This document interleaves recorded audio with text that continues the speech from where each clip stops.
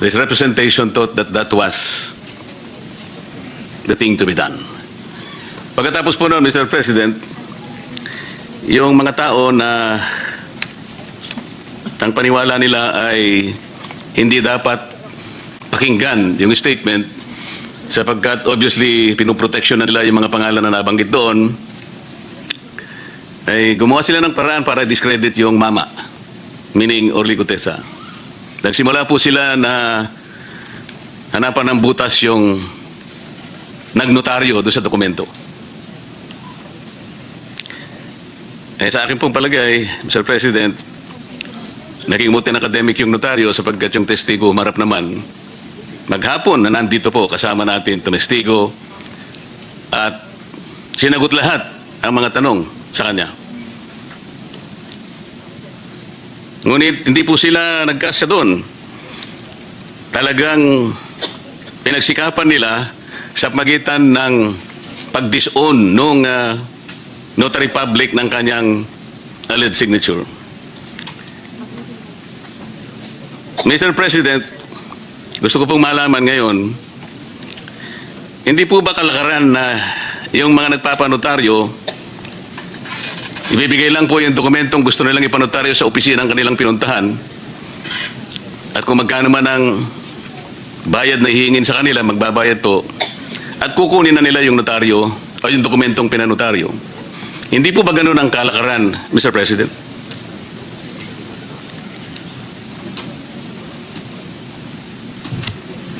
That is correct, Mr. President. Kinakailangan ng personal appearance nung affiant. Ganun nga po ang ginawa niya, Mr. President. At kung titingnan po natin sa mga matataong lugar, for example, the vicinity of a city hall, doon po dikit-dikit po ang mga opisinang nagnonotaryo. Ganun pa nga po nasa jeep na nagnonotaryo. Pangkaraniwan po bang nangyayari, Mr. President, na yung po nagpapanotaryo bago siya umalis ay pipilitin niyang puntahan yung inaakala niyang nagnotaryo at sasabihin niya, "Ma'am, sir, pasensya na po kayo. Gusto ko lamang pong malaman kung talaga kayo po pumirma dito sa dokumentong ninotaryo ninyo." Nangyayari po ba yun?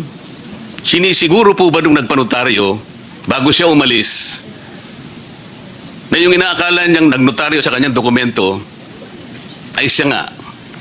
At nire-require po ba niya na talagang patunayan ng nagnotaryo na pirma niya nga talaga yung nasa dokumento? Well, base sa personal kong karanasan, mayroong assumption ang nagpapanotaryo na talagang yung nagnotaryo ay mayroong komisyon. Hindi ho kickback. Ibig sabihin, notarial commission. May authority. So, I agree na hindi practice yung ang nagpapanotaryo, tatanungin pa yung nagnonotaryo, ikaw ba talaga itong pumipirma? In fact, kabaliktaran. Ang notaryo nagtatanong dun sa pipirma, ikaw ba talaga ito dahil kailangan mong humarap sa akin? Salamat po sa inyong kasagutan. Totoo po yun.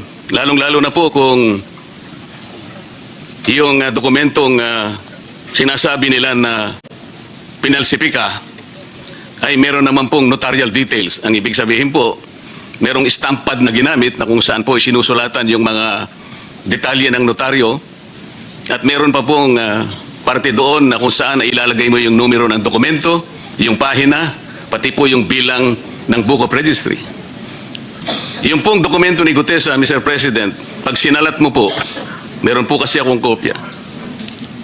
Meron pong dry seal eh. Ang ibig po bang sabihin, Mr. President, si Gutesa, kinakailangan pa niyang maghanap o mag-imbento ng stampad para sa notarial details at saka yung lugar ng opisina na kung saan i-stamp mo doon? Mangihiram mo, magnanakaw kaya siya ng isang dry seal? Paano gagawin ng isang ordinaryong taong pumunta sa isang notarial office na hanapin lahat ito? Saan niya kukunin yung notarial number? Saan niya kukunin yung book number, yung page number? Ano pong mapapala ng isang nagpapanotaryo kung pepekehin niya yung notaryo? Sir President, sa ordinaryong pangyayari po kailangan pa bang gawin ng isang Orly Gutesa yun? yung ipeki niya, yung paano niyang gagawin? Anong capacity ng isang ordinaryong tao na hanapin lahat yon? Sa konting oras na natitira sa kanya dahil kinabukasan, kailangan makarating siya rito para personal siyang tetestigo. Ano po ang mapapala, Mr. President, ni Orly Gutesa kung ang kukunin niyang notaryo ay peke? Well, bilang abogado, if I may be allowed, clearly, ang merong, at the very least, ang dapat may pananagutan dun, eh yung pumeke, rather than si Ginoong Gutesa. In good faith, the way I see it, no, I could be mistaken dahil hindi naman natin nakausap personal si Mr. Gutesa. So this is really more speculative. In good faith, pumasok siya ron. Sinabi, magpapanotaryo, pinirmahan ni Ginoong Gutesa. At yun na nga, may stamp, may signature, may date, etc. So, kung merong may pananagutan dun, eh yung nameke. Kung totoo ang peke. At base ata sa findings ng executive judge ng RTC Branch 18 ay yung signature nga nung Espera ay falsified. So, yung nag-falsify nung signature, yan, may pananagutan po. Salamat po sa inyong sagot, Mr. President. Pangkaraniwan po kasi, sa haba at sa dami ng mga nagnonotaryo, hindi naman po talaga yung abogado o abogada ang pumipirma. Karaniwan po, meron silang staff, meron silang secretary, na sila lang ang pumipirma para sa kanilang principal. Palagay ko po ito, Mr. President, ay pangkaraniwan ang nangyayari. Ang biro nga po ngayon yung notarial services na nangyayari sa ating bansa already transitioned into a cottage industry. Tama po ba yung observation, Mr. President? In practice po, maaaring ang sabihin na nangyayari yan. Pero hindi pa rin sabihin na nating legal. In other words, yung pagde-delegate ng notarial services sa isang staff is against the law. At according to our clerk, our court administrator, merong isinasagawang spot checking. Sino? Ang executive judge, Carlos. Ang executive judge Ng Maynila. ng Maynila para madetermina kung talagang maayos yung dokumento, yung notarial registry ng mga notary, yung mga commission, notarial commissions. Kaya ko po binibigyan ng emphasis ito, Mr. President. Yung kahalagahan po ng kanyang sworn statement, kahit na po yung ating chair ng Blue Ribbon Committee, paulit-ulit niyang sinabi na yung relevance nung testimony ni Gutesa na ginawa sa harap mismo ng committee ay nananatiling valid sapagkat pinanumpaan niya before the committee. Ngunit, ang nakakabagabag nga po, Mr. President, bakit pinipilit na ibaling sa isang bagay na hindi naman yun ang punto ng pinag-uusapan? Naging moot and academic na po, ngunit pilit na ibinabalik. At ang nangyari nga po, sa takot ng Gutesa siguro, na siya po ay kakasuhan ng perjury, kakasuhan ng falsification, wala naman po siyang kinalaman at wala siyang kapasidad para gawin yun. Unang-una, wala po siyang motibo. Ang totoo po niyan, ako lamang po ang nagsabi sa kanya, ipanotaryo mo yan, Mr. Gutesa, kasi hindi man kita kilala eh. Parang karagdagang assurance lang sa akin na yung kanyang statement ay talagang ginawa niya ng buong-buo sa kanyang sarili. Kahit na wala yun, tatanggapin ko naman yun eh. Sasabihin ko lang, o sige, kung talagang buo ang loob mo, Mr. President, sinabi ko po sa kanya, pumunta ka ron. Buo ang loob mo, at totoo lahat ang sinabi mo, pumunta ka doon. Ganun nga po yung ginawa niya. Sa makatwid, ang akin pong gustong ipunto, kahit wala yung notaryo eh. Bakit po doon nila pilit? Doon nila pinipilit na ibaling ang pinag-uusapan. Para lamang po, para lang makaiwas, para ilihis, para linlangin ang maraming Pilipino. Ito po yung nakakalungkot dito. Si Gutesa po, nilagay niya sa panganib ang kanyang buhay at ang buhay ng kanyang pamilya. Gutesa has nothing to gain. Gutesa has everything to lose. Siguro po, sa kanyang puso, inisip niya, inasahan niya, natutulungan siya ng Estado na proteksyonan mo lang siya. Dahil sa kanyang ginawa, para matulungan ang Estado, i-prosecute kung sino talaga ang may kasalanan sa malaganap at kasuklam-suklam na iskandal na ginawa ng ng mga taong kasangkot dito. Pero wala po eh. Wala siyang nakita. Despite his courageous testimony before the Blue Ribbon Committee, he did not get even the courtesy that he deserves. Alam po ninyo, Mr. President, sa kagustuhan ko po na kahit papano, maisaayos kung talagang sino ba yung nagnunotaryo na yun? Kung hindi man pirma ng notaryo publiko, meron at meron siyang kinakasangkapan para pumirma sa kanya. Sumulat po ako sa ating court administrator na sana po ang representasyong ito ay makahingi man lang ng mga samples ng mga dokumento ng mga notaryong dokumento ng abogada na ating pinag-uusapan. Ginran po yung aking letter request ng court administrator. Nahingi po kasi ako ng sample, kahit na 3 samples lang po sa bawat buwan mula Enero hanggang Agosto ng 2025. Ang masakit lamang po na nangyari, Mr. President, at gusto ko po bigyan ninyo ng opinion, kung pwede, kung tama ang ginawa ng executive judge. Ang sabi po niya, siya ang magdidesisyon kung ano ang sample na ibibigay sa aking opisina. Do you think, Mr. President, the executive judge committed grave abuse of discretion?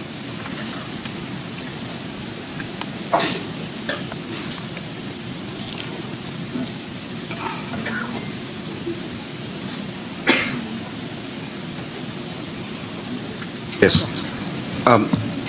According to the court administrator, the executive judge submitted 3 samples, Sample documents. and that and therefore they deem it as a compliance. Now, if additional documents may be requested, then the court administrator is willing to likewise allow such access to these Subject to the documents. rule on data privacy. Yes, subject to the rule on data privacy. Mr. President, ang tinatanong ko po, siya po ba ang magdidesisyon kung aling kopya ang ibibigay sa amin? Kasi po yun ang kanyang desisyon eh. Pinapunta ko po yung aking mga staff doon. 3 sila sapagkat alam ko marami pong dokumento ang nandoon sa kanyang mga notarial books. Mga 8 buwan po ang ating hinihingi. So 3, marami po yun. Ang sabi po ng clerk of court, ng RTC, sinabi raw po ng judge na, I will decide which copy is to be submitted to the office of the Senator. Tama po ba yun? Wala po bang kalayaan ang mga staff ko na sila na po ang pumili? Ang balak ko lamang naman po doon na, Mr. President, establish namin, sapagkat alam namin, mayroong kamuka. Sa kalipunan po ng mga dokumentong ni notaryo, makakita lang kami 3 hanggang 10 na kamuka nung pirma na ibinigay kay Gutesa, na-establish namin talaga, hindi si Gutesa ang nameke. Talagang mayroong pumipirma para sa kanya. That is the only objective, but we were denied. We were denied of that purpose, Mr. President. Doon po ba sa sulat ng Office Administrator, Court Administrator, sinabi po ba niya na ang mamimili po ng sample na ibibigay sa amin ay yung mismong judge? Nakalagay po ba? Nandito po kasi sa akin yung kopya ng sulat ng Office of the Court Administrator granting our letter request. Yeah, according to the court administrator, the executive judge has custody over notarial documents. Yes, through the OCC. Office of the Clerk of Court. Yes, the Office of the Clerk of Court. And therefore, having custody of these notarial documents, they therefore have the authority and discretion to decide which of these notarial documents, if 3 were requested, then they have authority to decide which of the 3. Now, if 20 were requested, or all documents were requested, then there would be no discretion, and this could be made available subject to the law on data privacy. Mr. President, ang inihingi lang po namin ay yung kalayaang makita namin ang mga dokumento. Para sa ganun po makumpara namin, makita namin mula doon sa mga notarial books niya at sa mga dokumentong ni notaryo kung wala ngang isa man lang doon nakamuka o kagaya nung pumirma o pirma doon sa dokumentong daladala ni Gutesa. Yun lang po yung objective eh. Kasi po pagka kinontrol ng judge, nasa kanyang control talaga Sapagkat napagtibay nila talaga doon sa kanyang naunang order na hindi nga pirma ng abogado. Naniniwala naman po tayo doon eh. Pangkaraniwan kasi hindi naman yung abogado ang pumipirma eh. The chances are, the one assigned to be there in that office, kung sino man yon, the notary public allowed him or her to sign for her. Sa mga kapatid, hindi talaga pirma niya yon. Kaya po, ang aming objective, kaya ako humihingi ng sample, kaya ako pinapunta yung aking mga staff, para kami na yung humanap, makahanap man lang kami, nakagaya nung pirma na yon. At alam namin, meron kaming makikita. But for the judge to insist that she will be the one to select, natural lang, pipiliin niya yung hindi kagaya nung pirma kay Gutesa. I think that is very understandable, Mr. President. I share the concern of the good senator, and because of this, I clarified with our court administrator. Actually, access to all the documents, provided that it is under supervision of the clerk of court. Your staff this may be granted. Access to all the records, provided that the clerk of court is there to supervise and to monitor the going through these documents. Good senator. Ayun na po yung iniisip ko ngayon, Mr. President. Total, nandiyan naman po yung Office of the Court Administrator. Pwede po bang yung mismong libro na ang makita ng mga staff namin mula Enero hanggang September 2025? Ma-examine lamang po. Yes, according to the court administrator, with proper coordination, access to these documents can be granted, provided that it is under the supervision of the clerk of court And and the executive. the executive judge. In other words, ilalapag dyan yung mga dokumento, yung notarial book, nariyan si executive judge, nandan ang inyong staff, nandyan yung clerk of court, at pwede pong busisiin at i-inspect itong mga libro na ito. Yun po kasi, Mr. President, ang pinakiusap namin para madali lang at makatulong din naman kami dahil marami namang gawain ng RTC. Nandun po yung 3 staff ko, nakabantay yung clerk of court, titingnan lamang po. And according to the court of administrator, they will allow such access. Siguro nag-iingat lang yung executive judge at she confined the inspection to the, as requested, 3 documents. But having said that, the court administrator now is saying that yes, access to all these records can be made available upon the request, provided that the executive judge and the clerk of court is there as your staff go through the books and subject to the Data Privacy Act. So, Mr. President, salamat po ron. Pwede po ba namin i-assume ngayon na kahit bukas, kahit na wala po kaming sulat na po sa Office of the Court Administrator, siguro po kayo na ang magno-notify sa kanila na bukas po ay pupunta po yung mga staff namin. Para ganun ang gawin natin. Kahit daw po mamaya, basta office hours, pwede na daw po. Bukas na po, nakakahiya naman po at nagmamadali tayong masyado. Bukas na po siguro, pinakamaganda na po yun. Just that there is coordination with the court. Opo, sana wag naman nilang itago sapagkat baka pag tinago po nila, magkakaroon po tayo ng malaking problema. Ang ina-assure po tayo ng court administrator na hindi naman daw po dahil naroon lang daw po yun. Salamat po, Mr. President. Maraming salamat. Ito po yung excerpt kasi ng resolution po ng executive judge.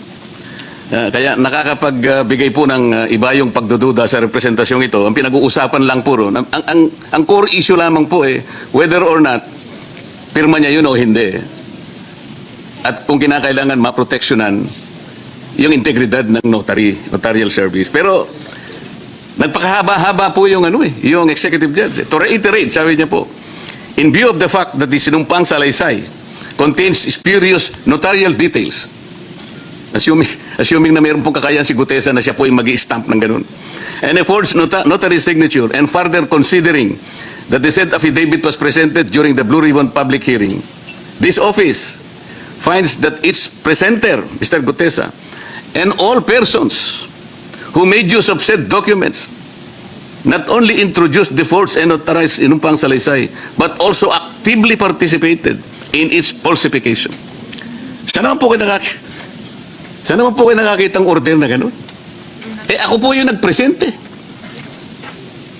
So ako pa pala ngayon ay masasangkot sa falsification dahil sa aking paniwalang totoo ang sinasabi ng mama na ito. Pumunta ka roon kung buwang loob mo. Pero panotaryo yan, dagdag na kumpiyansa para sa akin. Ako pang nalintikan, Mr. President. So sabi pa po niya,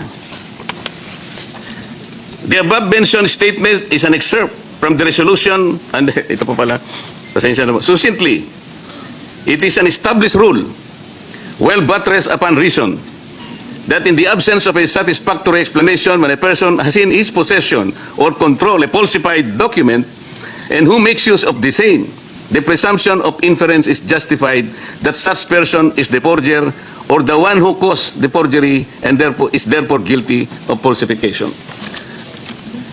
Mr. President, the above statement is an excerpt from the resolution of RTC Manila Executive Judge Carolina Icasiano Sison. The resolution further states that aside from Mr. Gutesa, sabi po niya, all persons who made use of said documents not only introduced the forged and notarized sinumpang salaysay, but also actively participated in its falsification. Yung sinabi ko po kanina. Did the judge abuse her discretion?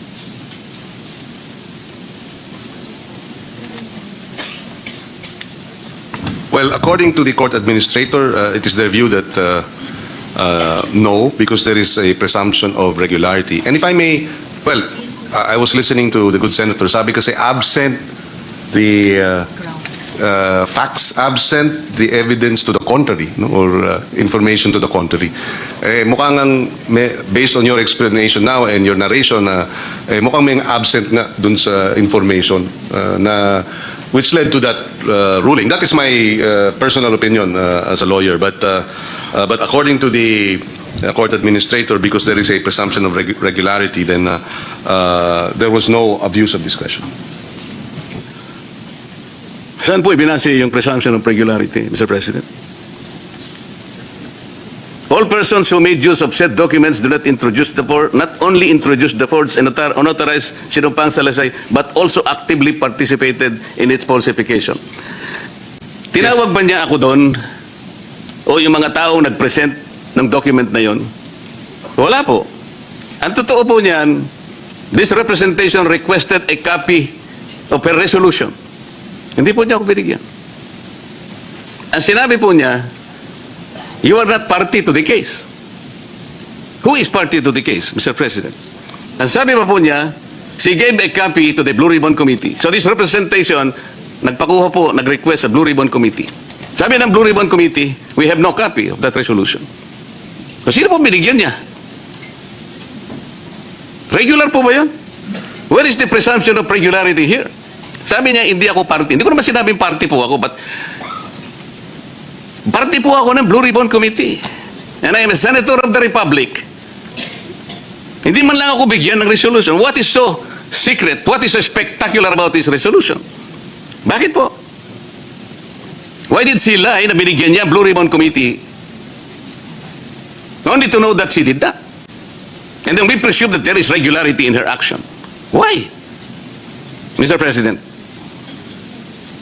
Well, according to the court administrator, the executive judge, they would assume knows her responsibilities, is aware of her role, her responsibility, and the authority given to her as custodian of these said documents, and that's where the presumption of regularity of her actions kick in, Mr. President. Mr. President, the presumption is disputable, isn't it?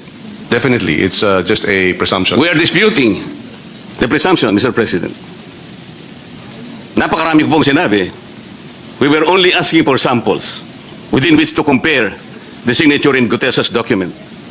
Siya pa ang mag-select until we were given now the right to examine all this. We requested for a resolution, a copy of a resolution. Ayaw po niya akong bigyan because I am not a party to. Who is the party? I checked with the intermediary of Gutesa. Ang sabi ka sa kanyang resolution, meron daw po subpoena kay Gutesa. The family said there was no notice, there was no subpoena that reached our residence. Ito po ang nangyayari. May problema po ba tayo, Mr. President? Dapat po siguro tinutulungan natin ang mga taong nagkukusa para tumulong, para hanapin ang katotohanan. Kahit na malagay sa alanganin, sa panganib ang kanyang buhay. Pero anong nakuha niya? Sino po ngayon ang magnanais pa na lumabas kahit may nalalaman siya na tumulong para matuntun natin kung sino may kasalanan. Walang iniwan sa isang tao na pumunta sa barangay, Mr. President. Nagsumbong. Yung pong taong yon, Mr. Barangay Captain, magnanakaw po yun ang kalabaw. Alam po ninyo kung sino yung diniscredit, kung sino yung inusig. Yung nagsumbong na may magnanakaw ng kalabaw. Yung magnanakaw ng kalabaw, hindi man lang.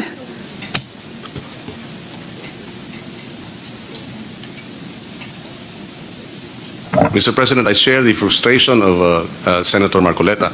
I remember the case of the ZTE-NBN, wherein the whistleblower ended up being the one convicted.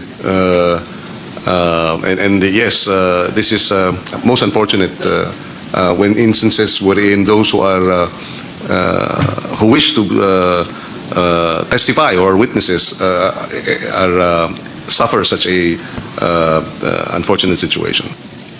Mr. President, the Supreme Court, time and again, has admonished notaries who fully entrusted the notarization process to their office secretaries, like what happened here, and has even deemed it as gross negligence on their part, as in the case of Castello versus Ching, AC number 11165, February 6, 2017. Ang sabi po ng Korte Suprema ay ganito: gross negligence on the part of a notary public encompasses the failure to observe any of the requirements of a notarial act under the 2004 rules of notarial service, notarial practice, which would result in putting the rights of a person to his liberty or property in jeopardy.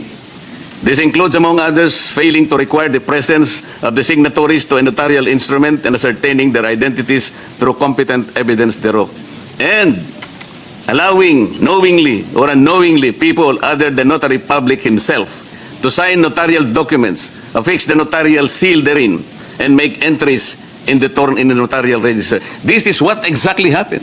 This notary public allowed their signature to be signed by others,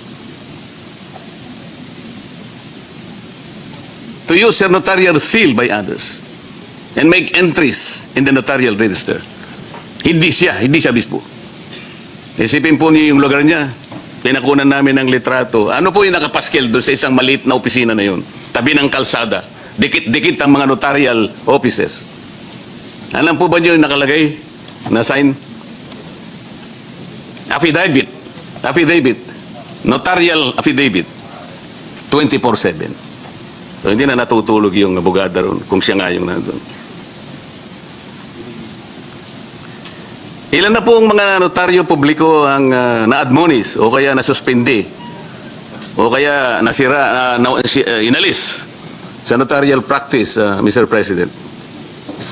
Kasi po ang kanilang mga sekretarya na lang o mga staff ang talagang, yun naman po ang nangyayari, kalakaran na po yun eh. I think even the Supreme Court can take judicial notice of this particular industry.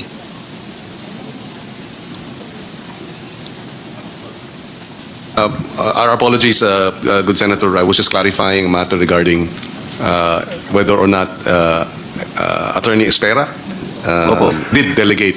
Of course, that is a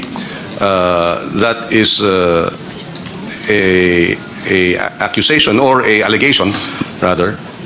And if proved to be true, then definitely Espera should be held to account for that.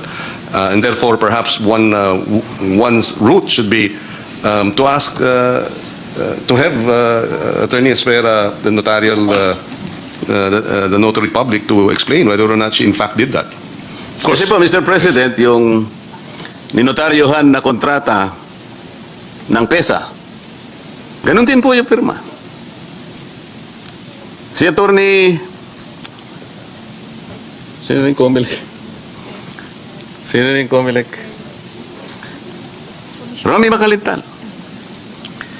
Nung makita niya po yung dokumento ni Gutesa na yung pirma gano'n, kapareho din ito yung mga ipinresent nila rito, yung intervenor sa isang barangay. Ang dami po nito. Kapareho din po yun eh. Kaya po, tinatanong ko, ilan na po yung nasuspindi kaya? Ilan na yung na-reprimand? Ilan na yung kinastigo ng Korte Suprema? Baka naman po, mangilan-ngilan lang, kaya po siguro naging cottage industry na po ito eh. Gaano po tayo kaingat yung pagbabantay sa ganitong mga ginagawa ng ating mga abogadong nagnonotaryo po, Mr. President? According to the court administrator, marami na raw na suspend, no? Na notary public dahil dito sa ganitong mga hindi tamang mga kilos at very serious ang Korte Suprema sa ganitong mga usapin when it comes to notarial commissions and such acts, such malpractices. Gano'n na po kaya karami, Mr. President? Kasi po kung ibabatay natin sa mga notary publics na nagkalat na po, parang mga kabuti na nagsulputan sa napakaraming mga lugar, lalong-lalo na po sa mga mataong lugar. Ganyan lang po sa City Hall po, wag na tayong lumayo, makikita po ninyo yung dikit-dikit na nagnunotaryo na wala po kayong makikitang abogado ron. Yung iba po, tatakbo pa nga sa eskinita, pagkatapos hintayin mo ako riyan. Pagkatapos mong magbayad ng kauulang halaga, tsaka niya ibabalik sa'yo. Gano'n po karami? Wala daw po ngayon right now ang numero.